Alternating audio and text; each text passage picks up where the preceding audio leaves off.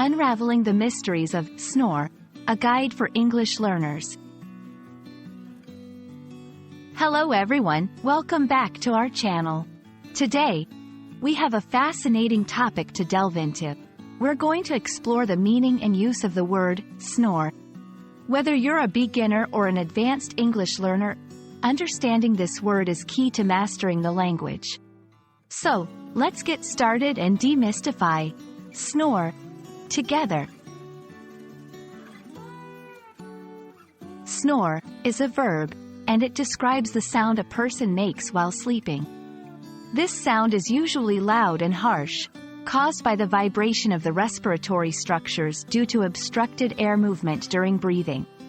In simpler terms, when someone is sleeping, and you hear a loud, sometimes annoying sound coming from them, they are snoring. Example 1. My dad snores so loudly that I can hear him from the other room. In this sentence, snores describes the dad making a loud noise while he is asleep. Snore is used when referring to the action of making this specific sound while sleeping. It is important to note that only sleeping beings snore.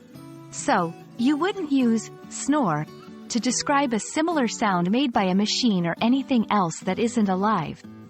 Example 2. I couldn't sleep well last night because my roommate was snoring. Here, snoring refers to the roommate making the snoring sound while asleep, which disturbed the speaker's sleep. When talking about snoring, people often use adjectives to describe the loudness or quality of the snore. For example, he has a soft snore. Her snore is so loud and raspy. Just like other verbs, snore can be used in different tenses. Here are some examples. Present simple, he snores every night. Past simple, she snored loudly last night. Present continuous, I can't talk right now, he is snoring. That's it for today's lesson on the word snore. We hope that this video has helped clarify the meaning and use of this word for you. Remember, understanding the context in which words are used is crucial in mastering any language.